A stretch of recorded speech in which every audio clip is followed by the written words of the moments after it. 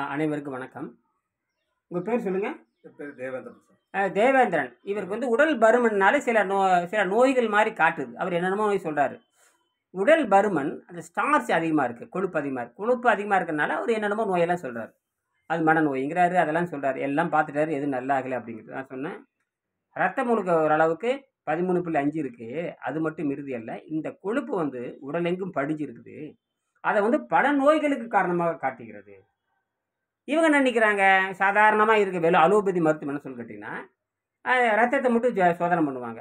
ரத்தத்தில சோதனை பண்ணா, அந்த ரத்தத்தில இருக்கிறது மட்டும் காட்டுமே தவிர, அதில இருக்கிற கொழுப்பு, அதில இருக்கிற கொலஸ்ட்ரால் மட்டும் காட்டும். ஆனால், இந்த கொழுப்பானது குறிப்பாக ஸ்டார்ச் உடம்பில் பல பாகத்தில் படிந்து விடுகிறது. குறிப்பாக கிட்னி, கணையம், கல்லீரல், சிறுநீரகம், இதயம். இன்னும் சொல்லப்போனா 12 லேயர்ன்னு சொல்லுவாங்க. தோல் மண்டலம், ரத்த மண்டலம், சதை மண்டலம் பார்த்து 11 மண்டலம் சொல்லுவாங்க.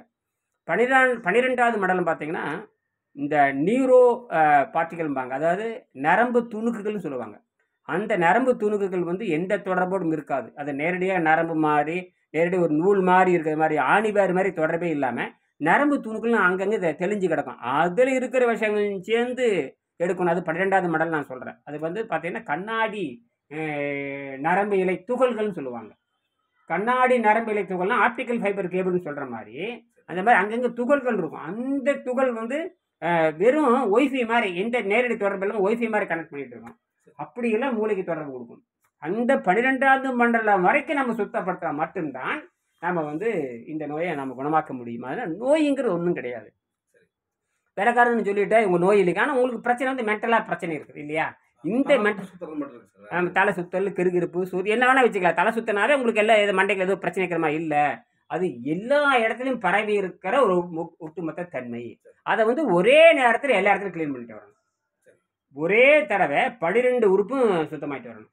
அப்படி 12 உறுப்பும் சுத்தமாகறப்ப, நீங்க மூளை சம்மந்தப்பட்டது சுத்தமாயிரும். தோல் மண்டலம் சுத்தமாயிரும். எல்லாம் சுத்தமாயி, நிறம் வந்து ஒரு நிறத்துல மாறும். உடம்பெல்லாம் கழண்டு கழண்டு கீழ வந்து நிறத்துல வரும். ரத்தமா காலு கீழ எல்லாம் சிவப்பா மாறிட்டே வரும். இதெல்லாம் தினம் நீங்க பார்த்துக்கிட்டே வரலாம். நீங்க 3வது நாளு, 4வது நாள்லயே இதனுடைய விடுதலை கிடைக்க ஆரம்பிச்சிடும்.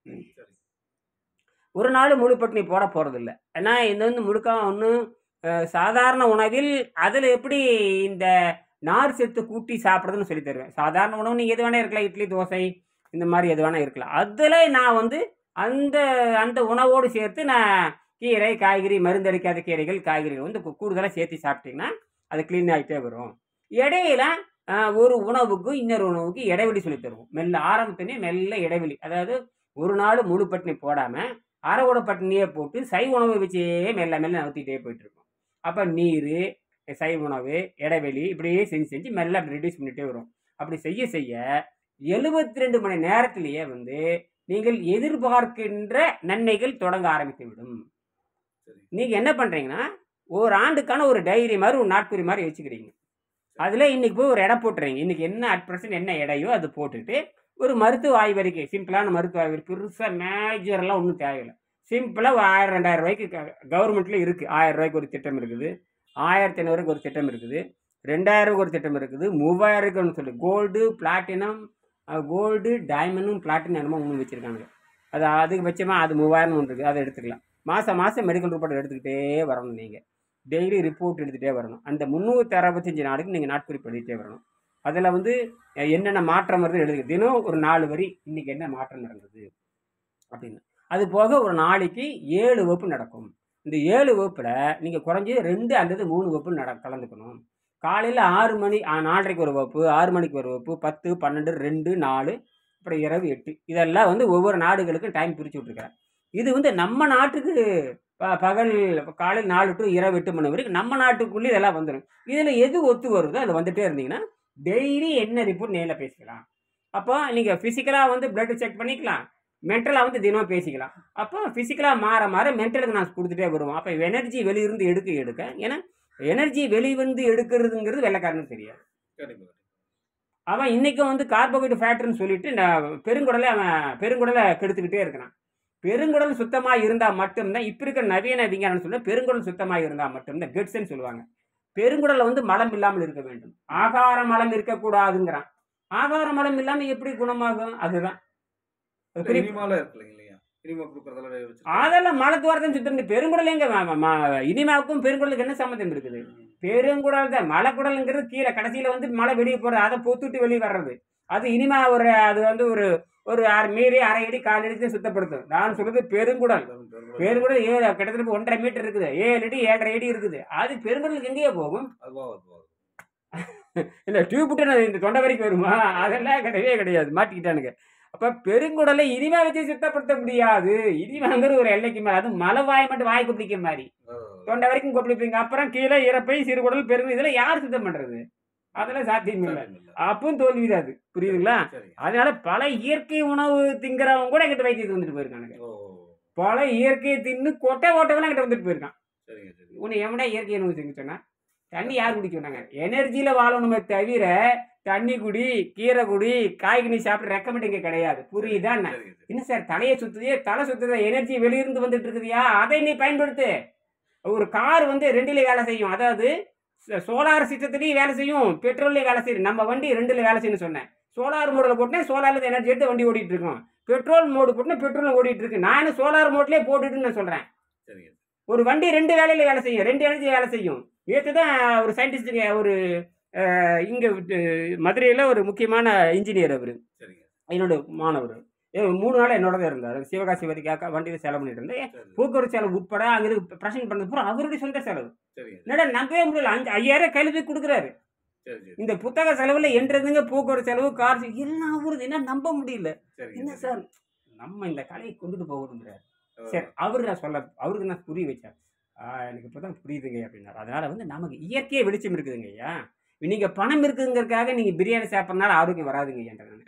பணம் இருக்கிறதுனால இட்லி தின்னா ஆரோக்கியம் வராதுன்றாங்க. ஏன்னா உங்களுக்கு இயற்கையை உடம்பு இயங்கிட்டு இருக்குதுங்க. என்ன அது வந்து ஏதாவது பிரச்சனையா இருந்தா மட்டும் நீங்க இந்த உணவை பயன்படுத்தலாம். அது சப்ளை வந்துட்டே இருக்கும்போது ஏன் நீங்க வந்து வயிற்று போட்டு கெடுத்துக்கிறீங்க? குறிப்பா பெருங்குடல் ஏன் கெடுத்துக்கிறீங்கன்னு கேட்டாங்க. இப்பதாங்க புரியுதுங்கிறேன். அப்ப புரியுதா? இப்ப பொண்டாட்டி சொல்றதும் கிடையாது, உன்ன மகன் சொல்றதும் கிடையாது, இயற்கை சொல்றபடி கேளுங்கண்ணா. ஓ, அப்ப என்னதான் சொல்ல வரீங்க? ஜீரநீரை சுரக்காம பார்த்துக்கோ. ஜீரநீர் சுரந்துனா உங்களுக்கு மரணம் நிச்சயம். இது எவ்வளோனாலும் தடுக்க முடியாது. நீ தின்னுட்டு போ, எனக்கு என்ன, அப்படி சாவத்தான் போற. நான் வந்து என்னுடைய மரணம் என்பது நோயற்ற மரணமாக இருக்க வேணும். நீங்க சாப்பிட்றதுல நோயுற்ற மரணம். எனக்கு வந்து நோயில்லா மரணம் தான் முக்தி நிலை. அதை நோக்கி தான் இயற்கை நகுத்துது. நீங்க பழம் தின்னுட்டு உங்களை யாரு பழம் திங்க சொன்னாங்க? நீங்க அப்ப பழம்னா யாரு கொடுப்பாங்கன்னு கேட்டேன். அப்ப நீ சொந்தமா உற்பத்தி பண்ண தெரியுமா? இல்ல தெரியாது. அப்ப எங்க போய் பழம் சாப்பிட? அப்ப பழத்துக்காக 500 சம்பாதிக்க. அப்ப அடிமையா போ. அப்ப யாருக்கு போய் வேலைக்கு போற? அப்ப உனக்கு அறிவு இருந்தா அவனுக்கு அடிமையாதான் போற. நீ அறிவு இருந்தா நீங்க அடிமை தள்ளி உடைக்கணும். நீ பழத்துக்காக கூடிக்கு போனீங்கன்னா முடிஞ்சு போச்சு.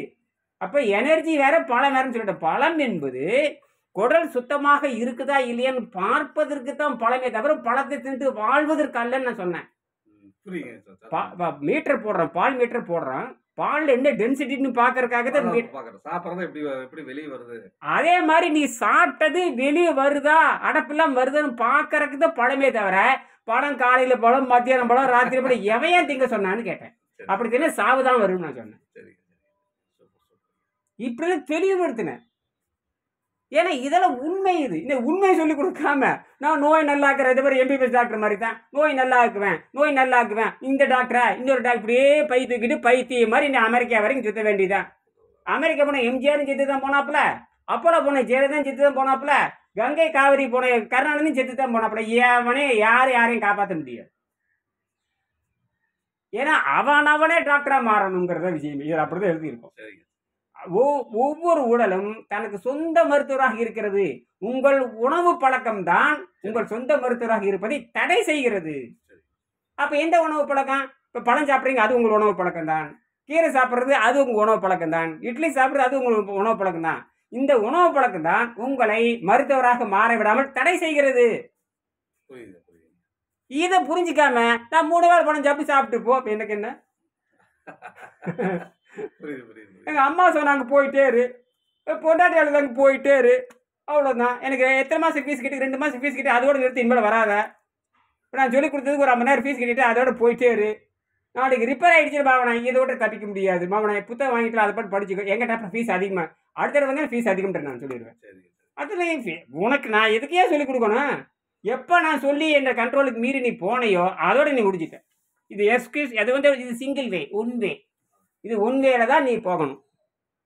உன் ஜவுரியத்துக்கு லெஃப்ட்டில் போகிறது, ரைட்டில் போகிறது அதெல்லாம் பரிணாமத்தில் கிடையாது. பரிணாமங்கிறது 1 2 3 4 5 6 7 8. சமாதிக்கு போகிற வரைக்கும் நேரில் தான் போகணும். சமாதின்னு ஒன்று இருக்குன்னு புரிஞ்சுக்கோ. இது உன் பாடத்திட்டத்தில் கிடையாது, எந்த பல்கலைக்கழகத்திலும் கிடையாது, தமிழ் யூனிவர்சிட்டியில் கிடையாது. இது வெங்கடேஷன்கிற ஆள் கண்டுபிடிச்சது. நான் அடாப்ட் பண்ணி நான் வெளியே கொண்டுட்டு போகிறேன். என்னை ஏற்றுக்க யாரும் மாட்டாங்கன்னா இயற்கை உங்கள் சொல்கிறபடி இல்லை, இயற்கை இந்தபடி தான் போயிட்டு இருக்குது. இதன்படி போகிறதுக்கு நீங்கள் முயற்சி பண்ணுறீங்க. அந்த மாதிரி நீங்கள் நோயை பற்றி கவலைப்படாதீங்க. எதோ நோய் சொல்கிறாங்க, அதெல்லாம் நோய் கிடையாது. உங்களுக்கு பழைய கழிவுகள் தான் உங்கள் நோய் மாதிரி காட்டுகிறது. அது மென்டல் மாதிரி காட்டுது, சில ஃபிசிக்கல் மாதிரி காட்டுது, சில ஸ்பிரிச்சுவல் மாதிரி காட்டுது. இதில் ஏற்படும் குழப்பங்கள். இன்றைக்கி எந்த கடவுள்கிட்ட போனாலும் குணமாக போகிறதில்ல, எந்த தியானம் பண்ணாலும் குணமாக போகிறதில்ல, எந்த இட்லி தோசை பூரி பொங்கல் கோழி குஸ்கா சாப்பிட்டாலும் குணமாக போகிறதில்ல. இதெல்லாம் தாண்டி இன்னொன்று, அதுதான் சுத்தம்னு பேர். அதுக்கு பேர் தான் நியமம்னு பேர். இந்தியாவில் நியமம் யாரும் பேச மாட்டாங்க, தெரியாது. ஏன்னா ஒருத்தன் பல்லு ஒரு சாமியாரோ அல்லது ஒரு யோகியோ அல்லது சாதாரண குடும்பஸ்தானோ யார் வேணா இருக்கலாம். எவன் ஒருத்தன் பல்லு விளக்குறானோ அவன் குற்றவாளின்னு அர்த்தம். அதுலேயே இந்தியாவில் ஒருத்தரும் கிடையாது. இந்தியாவில் அப்படி இதுதான் பேஸ். இந்த பல்லு விளக்குனாவே நீங்கள் வைத்தியத்துக்கு போகக்கூடாது. இந்த திருப்பி சொல்லுங்க, ஒருத்தன் பல்லு விளக்கிட்டு இருக்கான்னு வச்சுக்கோங்க, அவங்கள்ட்ட எங்கே போகக்கூடாது? வைத்தியத்துக்கு போகக்கூடாது. மென்டலையும் கேட்கக்கூடாது, ஃபிசிக்கலும் கேட்கக்கூடாது, ஸ்பிரிச்சுவலும் கேட்கக்கூடாது. அவன் பல்லு விளக்கிட்டு இருக்கிற துர்நாற்றம் முடிச்சு அவங்ககிட்ட போய் என்ன கேட்குறீங்க? அப்படி இதுதான் அளவுகள் உங்களுக்கு. ஒன்று எங்கிட்ட வரணும், அல்லது என் பொண்ணு படிச்சுட்டு இருக்கிறாங்க அவங்ககிட்ட வரணும், அல்லது வெங்கடேசன் உயிரோட இல்லைப்போ அவர் முக்தி அடைஞ்சு போயிட்டார். இனி யாரும் வரப்போறது இல்லை, வேறு வழியே இல்லை. அப்போ எவன் ஒருவன் பல்லு வளர்க்குறானோ அவங்ககிட்ட நீ போனீங்கன்னாத உன்னை ஆப்படிக்கிறான்னு அர்த்தம். உன்னை பல்லு விளக்காத நிலைக்கு உயர்த்துறதான் என்னுடைய வேலை. என்னுடைய ப்ராஜெக்டுக்கு வர்றவனுக்கு வந்து நான் உயிரை கொடுத்து சொல்லுவேன். அந்த மாதிரி நான் ஒட்டி வேற இருக்கிறது, நீ எப்படி பெரு வேற இருக்கலாம்? நான் உன்னை மாதிரி ஒட்டி பானை வேறு மாதிரி இருந்தவன் தான். நான் 80 கிலோ இருந்தவன், இப்போ நான் 58 கிலோ இருக்குன்னா எப்படி கரைச்சி எடுத்துருப்பேன். நான் கரைச்சி எடுத்ததுக்கப்புறம் இந்த எனர்ஜியில் பேசுகிறேன். எனக்கும் சைடு எஃபெக்ட் உண்டு, எனக்கு முடி வேறு நிறைய இதே அதெல்லாம் இருக்குது. அதெல்லாம் என்னன்னு எனக்கு இன்னும் புரியல. முதல்ல ஆரோக்கியமாக 100 ஆண்டு வாழ்றது எப்படி இருப்பா? நிறைய இல்லாமல் நிறைய திரை இல்லாமல் வாழ்ந்துன்னு என்ன கிழிக்க போகிறேன்? நான் 1000 ஆண்டு நிறைய இல்லாமல் இருக்கு, அதனால் உலகத்துக்கு என்ன நன்மை? சில பேர் கேட்பேன், என்ன சார் நிறைய நான் கேட்குறேயா, எனக்கு நோயற்ற வாழ்வே குறைவற்ற சொல்ல அடிப்படை எல்லாம், அதுதான் அடிப்படை. அதுக்கு மேலே ஒன்றுமே கிடையாது. நான் அந்த இடத்துல மிதக்கிறேன், நான் ஒன்று கிடைக்கிறதெல்லாம் வந்து தங்கமாக மாறணும். இது மாதிரி என்ன இந்த திருப்பி லூசுத்தனமாக கேட்டு இந்த கலையை வந்து கேவலப்படுத்தாதீங்க. இந்த கலை என்பது ஒரு சராசரி மனிதனுக்கு ஆரோக்கியத்தை எப்படி, இதுதான் பேசிக். அதை விட்டு போட்டு நீங்க 20 ஆண்டுகள் நீ உணவு பழக்கம் இல்லாமல் இருக்கிற காரணத்தினா நீங்கள் அந்த இடத்துல மிதப்பீர்களா, அப்படி கிழிப்பீர்களா? அப்படி கிழிச்சு என்ன பண்ண போறேன்னு நான் கேட்டேன். அதெல்லாம் பதில் இந்த மாதிரி தான் தப்பா நீங்க பேசிட்டு பிசாசு வடிவத்தில் நீங்க கேட்குறீங்க. நீங்க எனக்கு கேள்வி, நீங்க மாணவரும் கிடையாது, நான் உங்களுக்கு பதில் சொல்லணும் அவசியம் இல்லை.